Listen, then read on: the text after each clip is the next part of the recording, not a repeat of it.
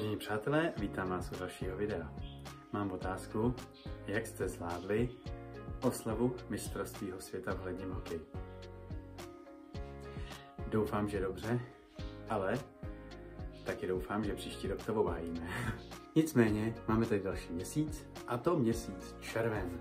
A podle čínské tradiční medicíny je nejcitlivějším orgánem tenké střevo.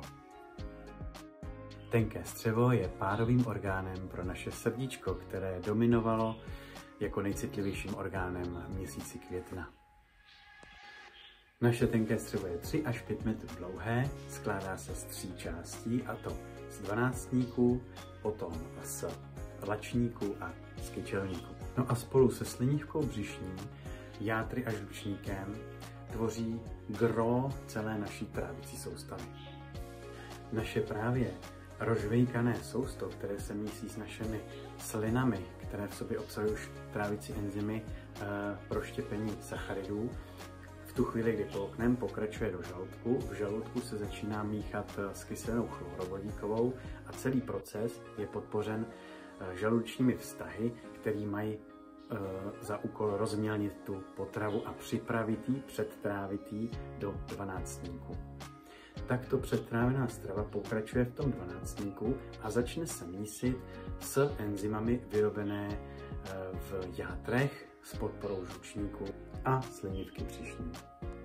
V této části je travenina v podstatě už s vysokým pH a vaše sousto z pevné formy je totálně tekuté.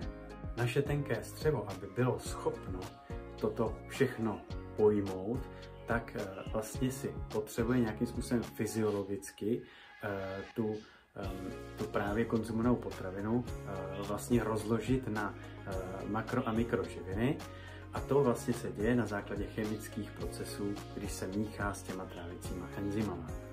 A k tomu, aby to bylo co nejvíc efektivní v tom určitém časovém horizontu, tak využívá k tomu vlastně zřasený povrch toho tenkého střeva, který vlastně ty Kernskringovy řasy, a ten povrch má vlastně na sobě těch řas, oni tomu říkají klky a mikroklky, což je v podstatě jenom zvětšený povrch toho střeva, přes který se vlastně dostává ta trávená potrava, která už je dost distribuovaná, už se ví, co je to, se dostává vlastně do krevního řečiště. A tam už dochází, a taky do lymfy, a tam už dochází vlastně k logistice, k distribuci těch právě skonzumovaných a roztříděných živin do našeho celého těla a začínají se díky lymfatickému systému zásobovat živinami naše buňky v celém našem těle. Živiny, které tělo potřebuje, no a potom živiny nebo látky a různé věci, které tělo nepotřebuje, tak ty pokračují dál do tlustého střeva a tam mají svůj úplně jiný příběh, který párkrát za den prožijeme. Všimněte si, že to tenké střevo má takovou tu roli vlastně rozhodovací. Vlastně vy něco sníte a ono vlastně řekne, co do toho těla půjde a co z něj půjde ven.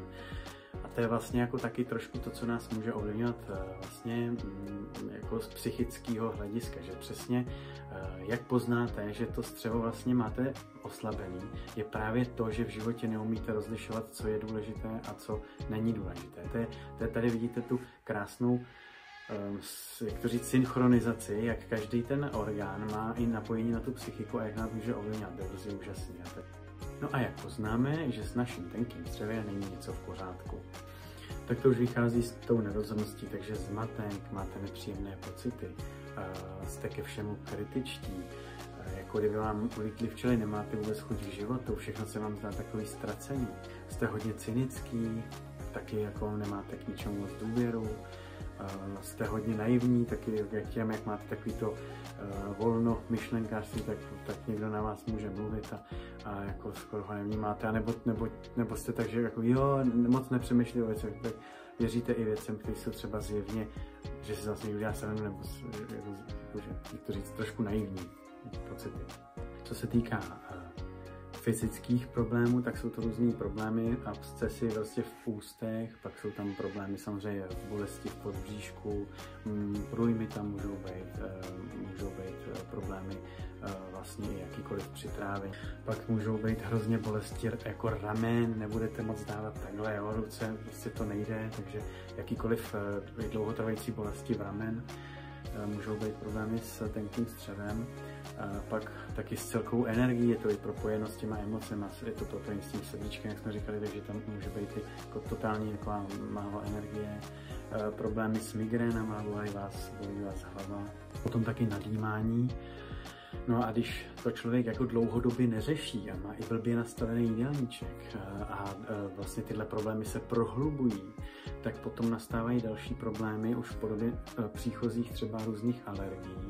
S tím nejznámějším problémem tenkého střeva je alergie na lepek, takzvaná celiakie. No a jak se do těch problémů vlastně člověk dostane, tak asi vás nepřekvapí, když vám řeknu, že úplně nejvíc asi to dělá stres.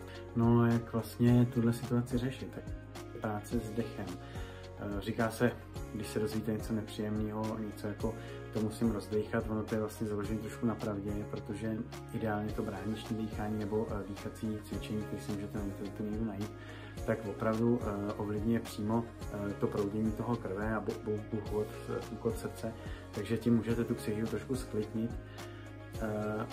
Potom jsou ty cvičení, klasický yoga a tak dále. Co tenké střevo má rádo, je teda strava, která je bohatá na vodu. K pití se teda doporučuje čistá voda s bylinkama, třeba s mátou. K tomu jídlu samozřejmě jsou to vlastně všechny saláty, všechny bezlepkové potraviny, rejže, všechno takový to jednoduché, si to moc jako netráví složitě. Fermentované potraviny, třeba ten tempeh nebo nějaký klíčky, to pořád letí.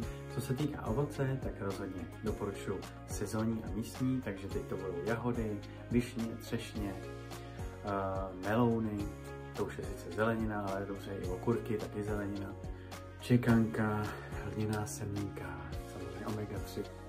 To tenké střevo moc nemá rádo, tak nedoporučuje se nějak jako hodně alkoholu, taky to přehánit s kávou se nedoporučuje, přehánit to s živočišnými tuky, to znamená úplně jako omezil bych červený maso, no, když už teda maso, tak jako ryby, drůbeží, anebo ho fakt chvíli ani nemít, zvážili ty mléčné potraviny. Naše tenké střevo nemá moc rádo pečivo, bílé pečivo, protože ty kelky, o kterých jsme se bavili, se tam dostává k těm zacpávání, takže si snižujeme tu trávicí plochu. Jinak ta trávicí plocha má zhruba asi 300 metrů čtverečních, což je víc než tenisový kurt. Doporučuji se určitý typy hub, jako třeba chaga je taky dobrý. Děkuju všem, kteří z vás se dostali do této části tohoto videa. Děkuju za to, že jste si udělali čas. Všem, kteří mají pocit, že třeba jsem se dotknul některých problémů, který sami teďka pociťujete, že byste mohli mít problém třeba s tenkým střevem, tak se můžete na mě obrátit. Řešíme to na základě těch tinktur, řešíme to na základě čajíků a bylinek rozpuštěných ve vodě, takže určitě nečekejte na nějaké další problémy anebo na situace, kdy nemůžete se rozhodnout. Jsem tu pro vás a mám to rád. Tak jo, mějte se hezky.